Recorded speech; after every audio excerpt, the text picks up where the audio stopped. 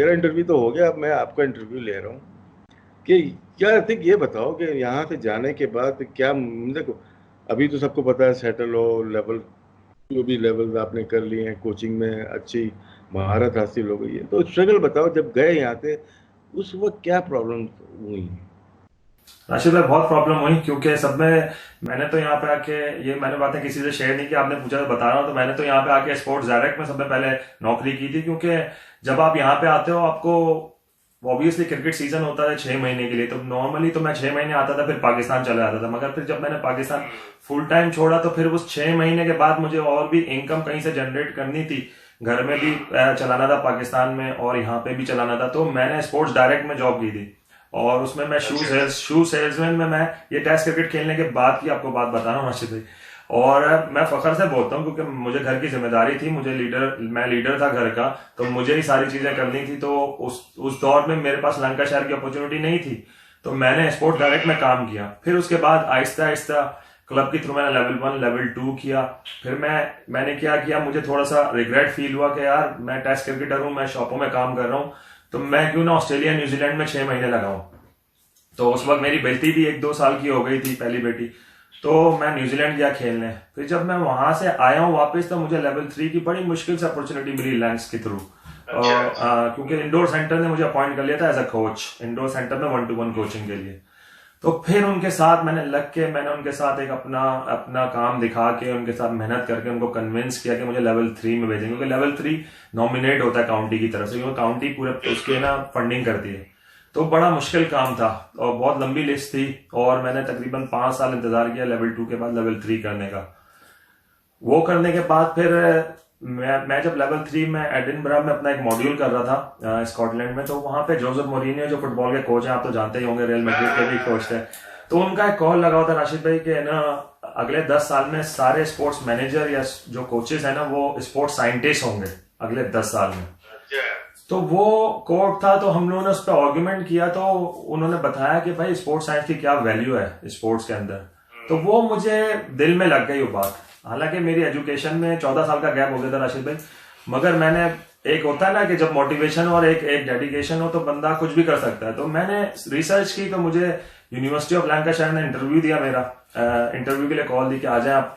तो वहां पे स्पोर्ट्स साइंस की डिग्री थी, तो वो असाइनमेंट मैंने वहां पे असाइनमेंट करना था पास होने के लिए, और मुझे असाइनमेंट करना ही नहीं आता था राशि भाई। तो मैंने अपने दोस्त से असाइनमेंट बनाया, उसके साथ बैठ के उसने मुझे असाइनमेंट लिख के दिया, तो उन्होंने मुझे एक्सेप्ट कर लिया। मैं चला तो गया यूनिवर्सिटी में, मगर जब मैंने कोर्स स्टार्ट किया राशिद भाई, तो मेरे तो औसान खता हो गया कि यार ये किस तरह, मैं ठीक है समझ में तो आ रहा है राशिद भाई, मगर करूंगा मैं किस तरह, ये पास कैसे करूंगा। इतने मॉड्यूल प्रेजेंटेशन मैंने कभी अपनी जिंदगी में पावर पॉइंट प्रेजेंटेशन नहीं दी, असाइनमेंट ऐसे नहीं किए, मगर एक डेडिकेशन थी, घर में वाइफ की सपोर्ट थी, तो उसकी वजह से स्पोर्ट्स साइंस में अल्हम्दुलिल्लाह डिग्री की, और अच्छे मतलब उसमें ए ग्रेड में डिग्री की मैंने। 60+ % ए होती है यहाँ पे। फिर उसके बाद मेरा जो ट्यूटर था उसने कहा, तीक मैंने तुम्हारी ग्रोथ देखी है 3 साल के अंदर, तुम ऐसा करो मास्टर्स भी करो कोचिंग में, क्योंकि तुम कोच हो। तो स्पोर्ट्स साइंस तो तुमने कर लिया, अब मास्टर्स करो। तो वो भी 3 साल का पार्ट टाइम था और 1 साल का फुल टाइम था। तो जब मैं गया इंटरव्यू के लिए, तो उन्होंने मुझे बताया, तो मैं उसमें डर गया। मैंने कहा मैं 1 साल में तो इतना बोझ नहीं बर्दाश्त कर सकता, क्योंकि मेरी फैमिली भी है, मुझे काम भी करना है और पढ़ाई भी करनी है। तो उन्होंने कहा आप 3 साल में कर लो। तो अल्हम्दुलिल्लाह राशिद भाई 3 साल में स्ट्रगल कर आके मैंने वो मास्टर्स किया। मगर राशिद भाई जब मैंने मास्टर्स कर रहा था ना, तो मुझे पता चला था, मैं उस वक्त कोचिंग तो कर रहा था, मगर उस वक्त मुझे पता चला कि मैं कितना बेकार कोच हूँ।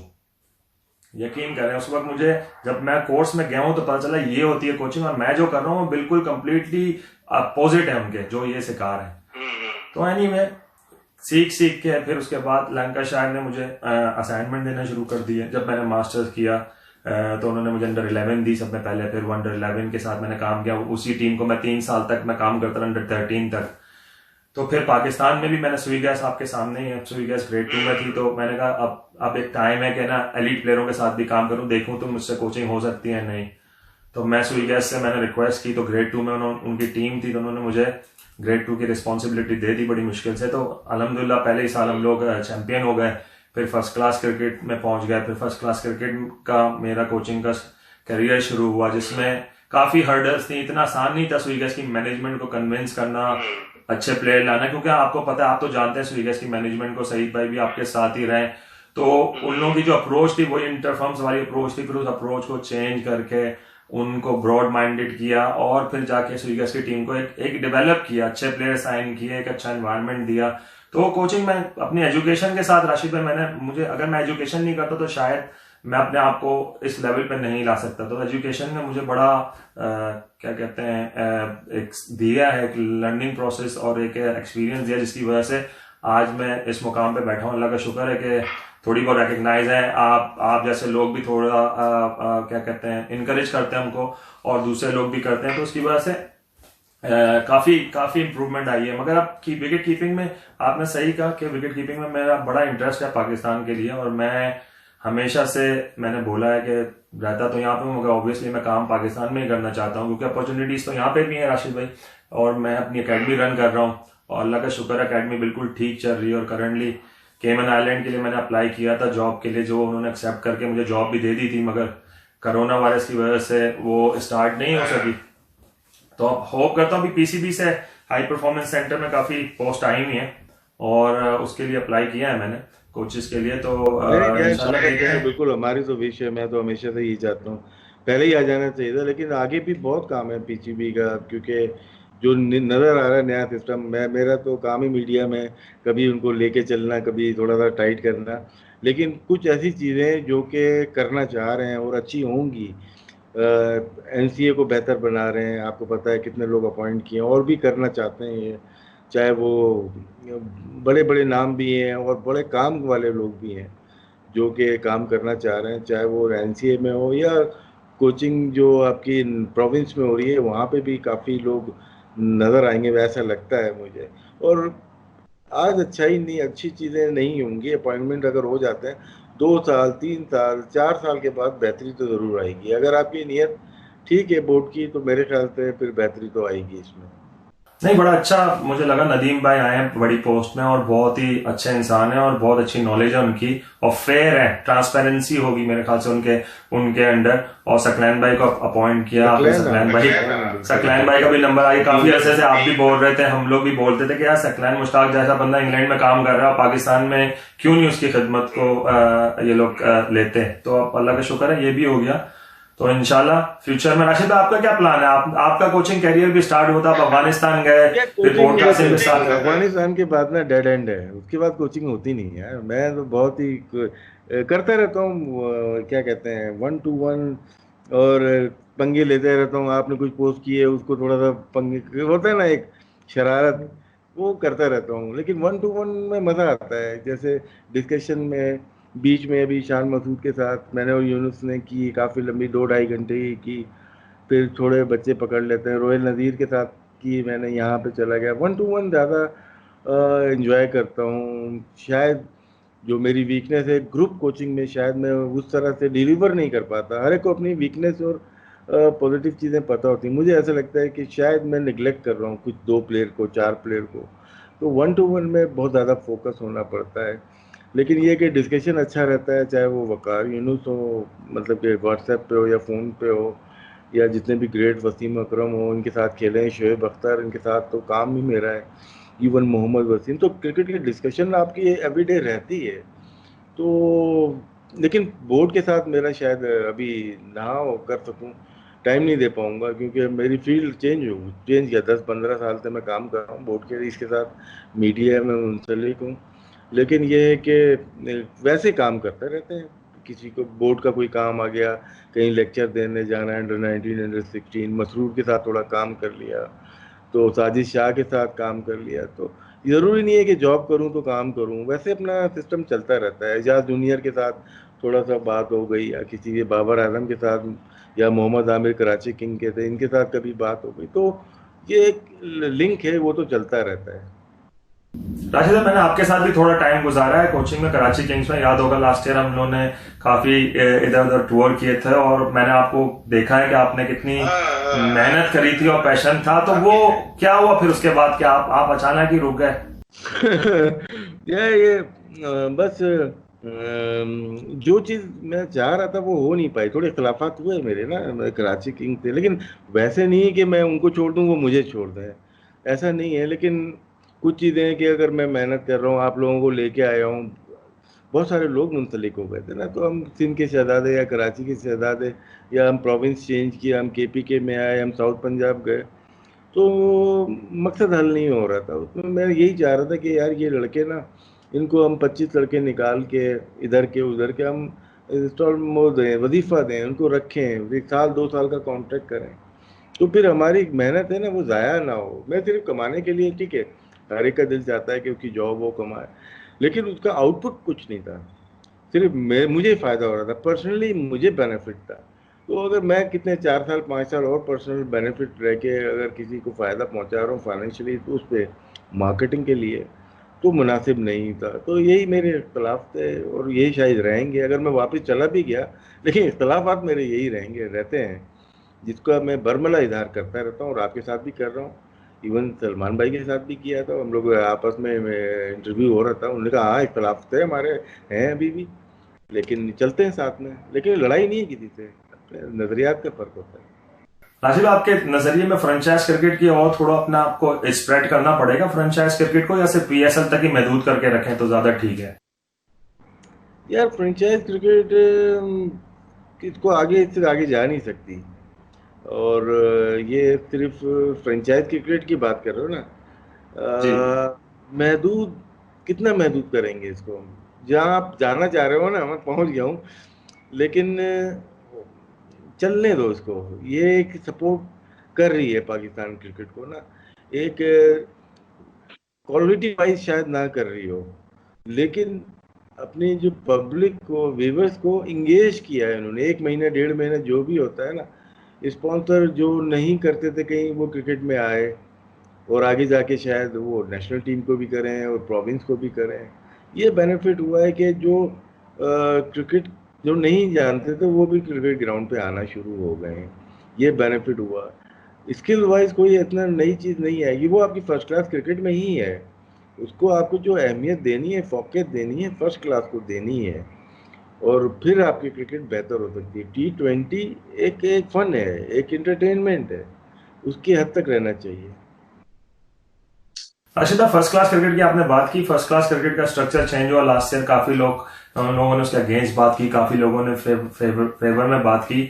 आपके नजरिए में 1 साल आपने देखा है, आपने क्लोजली फॉलो किया होगा, और आपके दोस्त वगैरह भी खेल रहे हैं जिनसे आप जानते हैं, तकरीबन मोस्टली इन्वॉल्व है उसमें, तो उनकी तरफ से फीडबैक क्या है और आपकी तरफ से क्या स्ट्रेंथ या लिमिटेशन, जो वीकनेसेस थी उस टूर्नामेंट की थी? या इसमें टीम्स कम है, अगर आपने डिपार्टमेंट को साइडलाइन किया है ना, वो डिपार्टमेंट, क्योंकि टीम हमारे हाथों से गई हैं, उसमें बहुत सारे प्लेयर रह गए, फर्स्ट क्लास खेलने से रह गए। फर्स्ट क्लास के जैसे हमें भी इशू आया यार कि लड़के इतने सारे लड़के हैं, लेकिन टीम फिर भी प्रॉपर नहीं बन रही। वजह क्या थी कि हमने जो पैसा लगाया या अपनी फोर्स लगा दी, ग्रेड 2 में भी 6 टीमें ग्रेड 2 की थी, 32 प्लेयर एक एक प्रोविंस के, जिसमें 16 ग्रेड 1 के और 16 ग्रेड 2 के। जो इन्वेस्टमेंट पीसीबी ने की ग्रेड 2 में, वो मेरे ख्याल से वेस्ट हुई है, वो वेस्ट हुई है। पैसा अगर आपका 1.5 अरब या 1 अरब 40 करोड़ लगा है डोमेस्टिक में, तो 60 से 70 करोड़ तो ग्रेड 2 में मिनिमम, चले 50 करोड़ तो लगा होगा। उसका आउटपुट क्या है? क्या चीज़ गेन की हमने? हमने तो कुछ भी नहीं गेन किया उससे, ना प्लेयर डेवलप हुए उससे, ना कुछ हुआ। तो वो मेरा कहना था कि आप 8 से 9 टीम कर लो, जिसमें 16 16 32 48 लड़के और खेल जाएं, तो आपके जो डिपार्टमेंट के लड़के बहुत सारे रह गए वो आ जाते। वो इस साल भी मैंने इनको कहा था, लेकिन बस लकीर के फ़कीर होते हैं, तो वो कर रहे हैं काम, गलत किया।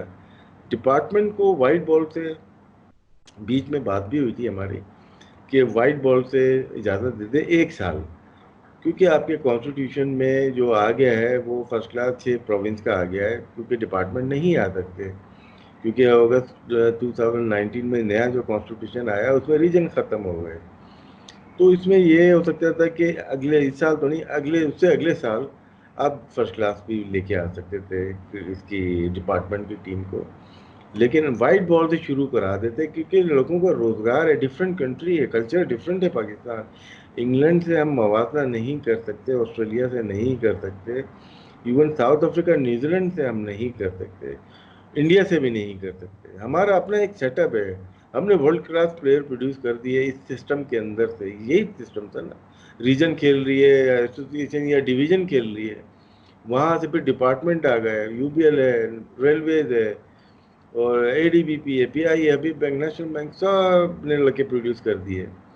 तो एक सिस्टम था, उसको हमने ब्रेक लगा दी, ब्रेक गलत लगा दी है, इसका हमें खुमियाजा भुगतना पड़ेगा। तो राशिद भाई डिपार्टमेंट, अब जैसे डिपार्टमेंट को पीसीबी तो नहीं बोला, डिपार्टमेंट डिपार्टमेंट अपनी टीमें बन गए, डिपार्टमेंट ने आपस में क्यों नहीं एक टूर्नामेंट खुद ही ऑर्गेनाइज किया, जैसे इंटरफर्म्स क्रिकेट होती थी राशिद भाई, डिपार्टमेंट ऐसा आपका नहीं ख्याल कि डिपार्टमेंट इंटरफर्म्स लेवल पे क्रिकेट, व्हाइट बॉल की क्रिकेट तो स्टार्ट कर देती कम से कम, और समर में स्टार्ट करती जब क्रिकेट सीजन पाकिस्तान का नहीं होगा। मेरे ख्याल से हुआ ये कि पीएसएल ने स्टैंडर्ड बहुत हाई लेके चले गया, एक ना बार बहुत हाई चला गया पीएसएल के बाद। उसके बाद प्राइवेटली भी जो भी इवेंट होगा ना, शायद उसकी परमिशन ना मिले, परमिशन मिल भी जाए तो इतनी वैल्यू नहीं मिलेगी, क्योंकि आपको इजाज़त लेनी होगी प्रेसिडेंट से अपने, या बैंक के चेयरमैन से, या जो भी सीईओ है, तो वो बिल्कुल परखेगा ज़रूर, यार क्या कौन सी क्रिकेट आपस में खेल रहे हो, चलो ठीक है खेल लो, इतना बजट सेंक्शन करते हैं। हो सकता था, मेरी बात में बीच में इकबाल भाई से भी बात हुई थी, जहीर भाई से बात हुई, जफ़र भाई से हुई, आगे फ्यूचर मोइन है जैसे पीआईए को देख रहा है या ग्राउंड भी है, तो फ्यूचर में ईद के बाद हम कोई ऐसी मीटिंग रखेंगे कि हम डिपार्टमेंट की क्रिकेट बहाल करें। अपने 8 टीमें ऐसी टीम्स हैं जो कि कराची से ताल्लुक़ रखती हैं, इंटरफर्म टाइप है जो आपने कहा। अभी रिसेंटली मेरी 2 दिन पहले ज़फ़र अहमद साहब से भी बात हुई थी। तो ईद के बाद हमारा प्लान है कि जब 15 सितंबर या बीच में लॉकडाउन खुलता है कराची से, तो मे भी हम ट्राई करेंगे कि लोकल सतह पे कोई टूर्नामेंट हो, उसको बाद में बड़े बड़े पैमाने पे कर सकते हैं। हाँ बिल्कुल करना चाहिए, ब्लेम हम सारा पीसीबी को नहीं देना चाहिए, हमें खुद भी कुछ करके दिखाना चाहिए। सईद भाई हैं जैसे सुई सदरन है, या मीम मिसबा सफ़ीज़ हैं, सुई सदरन नौजरन थे, कर सकते हैं, पॉसिबल है, ऐसा नहीं है कि पॉसिबल नहीं है, हर चीज़ मुमकिन है। अच्छा राशिद भाई, थोड़ा सा हट के आते हैं उसमें, विकेट कीपर्स की तरफ आते हैं, क्योंकि मैं नहीं चाहता कि मैं आप ये मौके को जाया कर दूं। आपके नजरिए में आप, अगर आप नेशनल टीम के सेलेक्टर हो अभी, और आपके पास दो चॉइसें हो, दो तरह के विकेट कीपर्स हो, एक टॉप क्लास बैट्समैन और गुड विकेट कीपर, एक टॉप क्लास विकेट कीपर और गुड बैट्समैन, आप किसको पिक करेंगे दोनों में से? अगर आप यार आजकल जो क्रिकेट है ना, देखो मैं ये बात पहले भी शायद कहीं कर चुका हूँ। 80s के और 90s के अगर मैं कीपर देखूं, जिनको हमने देखा, वसीम बारी साहब थे, सैयद मुश्तबा हुसैन किरमानी थे, जेफरी डुजॉन थे, या रॉडनी मार्श हो गए, एलन नॉट हो गए, स्मिथ हो गए न्यूजीलैंड के, ये वो विकेट कीपर थे जो कि विकेट कीपिंग से ही पहचाने जाते थे। इसमें रन ज़रूर करते। जेफरी डुजॉन ऐसा आया जो कि रन्स करना शुरू किए, रॉडनी मार्श ने कभी कर दिए, तो लेकिन मुतवातिर तौर पे इनकी कंट्रीब्यूशन इतनी ज़्यादा नहीं होती थी, कभी कभार कर लिया। जिम्बाब्वे के खिलाफ 5 आउट हो गए, कपिल देव के साथ किरमानी ने मिलके 100 पता नहीं कितने की पार्टनरशिप कर दी, लेकिन कभी कभी होता था, तो विकेट कीपर बैट्समैन कहलाया जाता थे। लेकिन हमारे बाद में और मोइन के बाद मैं ये समझता हूँ कि संगाकारा, गिलक्रिस्ट, धोनी, ये बैट्समैन विकेट कीपर ज़्यादा आए, जो कि विकेट कीपर भी अच्छे थे। लेकिन इनके बाद ना बैट्समैन ही आ रहे हैं जो कीपिंग कर रहे हैं, बैट्समैन विकेट कीपर नहीं बोलेंगे, बैट्समैन आ रहे हैं जो कीपिंग कर रहे हैं, चाहे वो जॉस बटलर हो, चाहे दूसरे या डॉरिच हो जाए, इनकी कीपिंग बहुत नुक्स है। आपने देखा होगा इस टेस्ट में, लास्ट अभी चल रहा है जो डॉरिच, फर्स्ट स्लिप लगी, उसने नहीं जाने दी बॉल, फर्स्ट स्लिप पे किसी और ने कैच पकड़ लिया। अभी कल एक और स्लिप लगी, बटलर ने जाने दिया, जो रूट के पास जाने दिया, नज़र नहीं आ रहा आपको कि कोई जाए और बॉल को ले स्टंपिंग छूटती हैं, तो क्वालिटी नीचे आ गई है। तो लेकिन जो शॉट लोग उल्टा करते हैं, जो आपका छोटी क्रिकेट है ना, वहाँ पे आपको प्योर कीपर चाहिए, वहाँ पे मिस्टेक का चांस नहीं देना आपको, स्टंपिंग हो या कैचेज हो, बहुत सारे आपके निकल जाते हैं कैचेज ना, आपको पता ही नहीं चलता। अब तो कमेंटेटर भी जिक्र नहीं करता है, बिल्कुल भी जिक्र नहीं करता है, रन आउट भी आते हैं निकल जाते हैं, कमेंटेटर भी इतना बिलीव नहीं करता यार ये था। लेकिन एज ए कीपर मैं सोचता हूँ यार ये कीपर के चांस था, तो आप भी देखोगे तो आप भी बोलोगे कि कीपर को जाना चाहिए था, कीपर क्यों नहीं किया। तो ये छोटी प्रॉब्लम चलती रहती। आप सही कह रहे हैं, मैंने डॉरिच का देखा था विकेट कीपिंग, तो मैं बड़ा हैरान हुआ। मुझे याद है कि आपने शायद आपके हीरो जेफरी डुजॉन थे, अगर मैं वो हाँ, तो वो जेफरी डुजॉन को अगर आप विजुलाइज करें और डॉरिच को आप देखें तो आपको जमीन आसमान का फर्क नजर आएगा कि कीपिंग की क्वालिटीज वो नहीं है जो होनी चाहिए एक इंटरनेशनल कीपर को। तो इसमें जो कीपर जो हम लोग, मैं भी टीम बनाऊंगा ना, आप भी बनाएंगे कहीं पे भी, फ्रेंचाइज की या फर्स्ट क्लास की, मैं चाहूंगा यार मुझे अच्छा बैट्समैन मिले और कीपर कर ले बस। इसीलिए हम वर्ल्ड कप अपना 2015 में हम कामरान अकमल से उतर गए थे विकेट कीपिंग में। आप देखिए शुरू के मैचेस कामरान, वो उसने उमर अकमल ने कीपिंग की है। तो आगे हमारी सोच ठीक थी कि यार हम बैट्समैन अपनी बढ़ाएंगे, बैटिंग हमारी वीक है, लेकिन फिर सरफराज खेला तो, लेकिन हमारी अप्रोच या सोच तो हमारी चेंज हो गई है। लेकिन मैं प्रेफर करूंगा अपनी शॉर्टर वर्जन के लिए कि प्योर कीपर होना चाहिए। टेस्ट मैचेस वगैरह में हाँ ठीक है, बैटिंग कीपिंग दोनों चल जाएगी, दोनों सही होना चाहिए, अपनी क्वालिटी वाइज होना चाहिए, लेकिन फ़र्क आ गया है, बहुत ज़्यादा फ़र्क आ गया है। अच्छा राशिद भाई, ये आप डोमेस्टिक क्रिकेट में इन्वॉल्व तो रहे हैं किसी ना किसी तरह। आपके नजरिए में पाकिस्तान के 4 से 5 विकेट कीपर कौन से ऐसे हैं जो यंग्स जिनको पीसीबी को देखना चाहिए और उनको ट्राई करना चाहिए कि उनको डेवलप करें एक अच्छे विकेट कीपर्स में? यह कीपर खेल नहीं रहे, खेल नहीं रहे क्या। उमर मसूद अभी आया था पिंडी का, 2-3 साल पहले उसने वेस्ट इंडीज के खिलाफ 100 किया था, अंडर 19 से आया था, पिंडी का था। लेकिन अभी रोहिल नदीर आ गया तो वो नहीं खेल पा रहा, हालांकि वो कहाँ खेलेगा। मैंने नॉर्दर्न में टीम में था, या तो क्या किया जाए, वो अच्छा कीपर बैट्समैन था। अब रोहिल आ गया, हमारे यहाँ तो एक के ऊपर एक आ जाता तो फिर उसको दूसरे को हटाना मुश्किल हो जाता है। फिर हसन कराची वाला एक फर्स्ट क्लास मैच नहीं खेला इस साल, वो अच्छा विकेट कीपर बैट्समैन आप कह सकते हैं, वो था। फिर अनोप था, वो भी सही था, लेकिन पीआईए से नहीं खेल पाया। तो बहुत सारे कीपर्स ऐसे हैं। अंडर 19 का मैं बताता हूँ, 2006 में मोहम्मद वकास ने कीपिंग की है, जो कि लेफ्ट हैंड बैट्समैन था। विकेट कीपर अनूप रवि था या कोई और गया था, वो उसने नहीं की। 2008 में भी अली असद ने कीपिंग की या 2010 में। तो हमारे अंडर 19 लेवल से हमने लेट डाउन कर दिया अपने कीपर को। तो विकेट कीपर तो आप अंडर 16 अंडर 19 लेवल से लेके चलते हो ना। राशिद भाई, हम लोग को ज्यादा ही जीतने की तरफ हमारा ध्यान नहीं चला गया जूनियर क्रिकेट में? देखो अतिक, यही है, ये मैं क्यों चाहता हूँ कि माइंडसेट नेशनल क्रिकेट एकेडमी में आके चेंज होना चाहिए। आपके जो कोचेज हैं प्रोविंस के, वो भी देखो जीतने के लिए जा रहा है हर कोई, प्लेयर डेवलपमेंट में नहीं जा रहा। मोहम्मद वसीम जैसा भी है यार को, लेकिन वो अपनी टीम वीक थी उसकी, फर्स्ट क्लास में फाइनल खेला वो, मैं तारीफ नहीं कर रहा, लेकिन ये देखा है कि बहुत सारे प्लेयर्स को उसने ट्राई किया, उसने रिस्क लिया, उसने बिठाना था तो बड़े प्लेयर्स को बिठाया और यंग प्लेयर से रिस्क लिया और कामयाब हुआ। वो शायद दूसरे कोचेज ना कर पाए, ये एक बहुत बड़ी वजह होती है। तो जीत तो यार होती रहती है, लेकिन आपका मेन जो जॉब है ना, क्योंकि आप किसी काउंटी के तो कोच हैं नहीं या डिपार्टमेंट के तो कोच हैं, आप तो पीसीबी के ही कोच हैं। हार जीत आपके ऊपर इतने ज़्यादा वैल्यू नहीं रखती, आपको प्लेयर प्रोड्यूस करके देने हैं। आपके जो लिंक बना हुआ है, अम्ब्रेला बना हुआ है अंडर 13 अंडर 16 अंडर 19 का, उन कोच को साथ लेके चलना है। फिर उसको देखना है कि कौन से प्लेयर्स अच्छे आ रहे हैं, अंडर 19 से अच्छे आ रहे हैं, ये को उठाया आपने यहाँ पे रख लिया। तो ये डेवलपमेंट का काम शायद 1 साल हुआ है, इतना पता नहीं चला, शायद आगे जाके 2-3 सालों में कोचेज का माइंडसेट भी चेंज हो और वो जीतने के अलावा वो प्लेयर डेवलपमेंट में भी जा सकते हैं। मेरे हिसाब से राशिद भाई, मैंने जो इंग्लैंड से ऑब्जर्व किया वो ये है कि यहाँ पे जूनियर से लेकर सीनियर तक की जो कोचिंग फिलॉसफी है ना, वो एक ही है। पूरे लंकाशायर की फिलॉसफी एक है कि developing the players in winning environment, के मतलब जीतना नहीं है मगर उनको विनिंग एनवायरनमेंट के लिए डेवलप करना है और उसी एनवायरनमेंट में डेवलप करना है। और आप हारो यहाँ पे, you are allowed to be failed. हम पाकिस्तानी कल्चर में थोड़ा सा हम फेलियर से डरते हैं, और दूसरा मीडिया का भी प्रेशर होता है कि अगर आप किसी टूर्नामेंट में, फॉर एग्जांपल विमेंस टीम का, पाकिस्तान टीम का कोच बन जाना अपने सर का दर्द लेने के बराबर है, क्योंकि अगर आप एक सीरीज खराब खेलेंगे आपके ऊपर प्रेशर होगा कि मीडिया आपको उड़ा के रख देगा। तो हम पीसीबी का फर्ज नहीं बनता कि इस तरह की एक फिलॉसफी एक हो जिसमें वो क्लियरली सबको बताएं कि हमारा जो गोल है जूनियर टीम के कोचेस का वो ये है, we don't care about winning, we want to develop player. और सीनियर विमेंस टीम के साथ, और जो भी हो, सीनियर टीम हो या विमेंस टीम हो, जो भी हो, सबकी अलग अलग एक फिलॉसफी बाकायदा रिटन होनी चाहिए ताकि लोगों को पता चले। आपका क्या ख्याल है इस बारे में? नहीं, बिल्कुल इसमें क्लियर पॉलिसी होनी चाहिए और शायद आगे जाके होगी कि आपको सिर्फ अपनी टीम को जिताना नहीं है और चेंज करना है।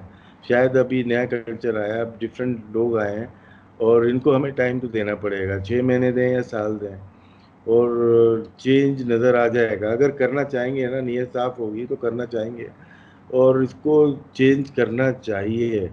इवन हमारी भी सोच है, जैसे इंग्लैंड पहला टेस्ट मैच हार गया, ब्रॉड को नहीं खिलाया उन्होंने, रूट नहीं था, लेकिन हम जो कमेंट करते हैं यार नहीं हारना चाहिए था, हमारे ना पाकिस्तानी सोच झलक रही है उसमें, नहीं हारना चाहिए था, लेकिन वो माइंड नहीं करते। वो शायद ब्रॉड को इसलिए नहीं खिलाया उन्होंने कि 6 मैच लगातार नहीं खिला सकते शायद।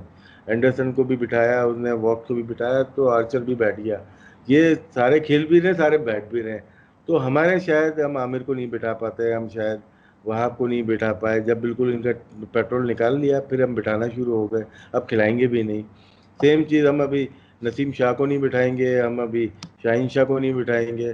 ज़रूरत पड़ेगी इनको बिठाने की भी, क्योंकि इनको ना देख, वर्कलोड को मैनेज करना पीसीबी का काम है, मेरा आपका काम बताना है सिर्फ। लेकिन अगर वर्कलोड मैनेज नहीं किया तो ये ब्रॉड की तरह 140 टेस्ट मैच नहीं खेल पाएंगे। तो ये बड़ा फ़र्क है। हमारे जब भी देखें, हिस्ट्री देखें, वसीम अकरम जैसे 103 मैच खेले या इंजमाम यूनुस जैसे 120 टेस्ट मैच खेले, क्यों नहीं 150 टेस्ट मैच खेल लिए ये लोग? इनके टेस्ट मैचेस ज़ाया हुए हैं, इनका वर्कलोड मैनेज नहीं किया। यूनुस तो अपने आप को मैनेज करके खेल गया, लेकिन इंजमाम को मैनेज नहीं किया, सईद अनवर को मैनेज नहीं किया, आमिर सोहेल को नहीं किया, एजाज अहमद को नहीं किया, इवन बासित को नहीं किया। तो वर्कलोड तो मैनेज हुआ ही नहीं, ना परफॉर्मेंस गेज की गई। तो जितने सकलैन जैसा 49 टेस्ट मैच खेला है और शोएब अख्तर जैसा 46 टेस्ट मैच खेला है। अगर ये 100 टेस्ट मैच, रज्जाक कम वनडे खेला है अजहर, तो हमारी गलती है ना, बोर्ड की पॉलिसी या उस जमाने में कुछ सही नहीं, या इसको भेज दो इसको भेज दो, तो ये ज़ाया हुए हमारे प्लेयर। सकलैन ऐसा प्लेयर नहीं था कि 50 टेस्ट भी ना खेले यार। वर्ल्ड का नंबर 1 बॉलर, या Razzaq world beater allrounder Azhar Mahmood हो जाए, या सईद अनवर कितने टेस्ट मैच खेल लिया। तो बहुत प्लेयर हमारे अपनी जो कैपेबिलिटी थी उसके लिहाज से 50% क्रिकेट खेले वो। तो अब हमें इसको लेके आना है, जो आपका सवाल था कि हमें चेंज करना है अपने आप को। विन तो है, ठीक है, विन जीतना है, लेकिन प्लेयर डेवलपमेंट में हमें जाना पड़ेगा, सोच चेंज करनी पड़ेगी। ठीक है राशिद भाई, बहुत जबरदस्त आपके साथ कन्वर्सेशन रही। और जाते जाते बस एक हमारे व्यूअर्स के लिए कोई अच्छा सा मैसेज कर दें, मेरे चैनल के लिए कोई अच्छी सी अगर आपके जहन में हो। बस आपके लिए मैं इतना ही बोलूँगा, चैनल के लिए, कि अतीक को जहाँ पे भी देखा मैंने, बहुत क्रिकेट खेली, साथ में भी फर्स्ट क्लास भी खेली, क्लब क्रिकेट भी खेली, लेकिन कोचिंग में जब से आया तो बहुत हाईली रिकमेंड करता हूँ मैं हर जगह, सिर्फ यहाँ नहीं कि इसके अतीक के प्रोग्राम में हूँ।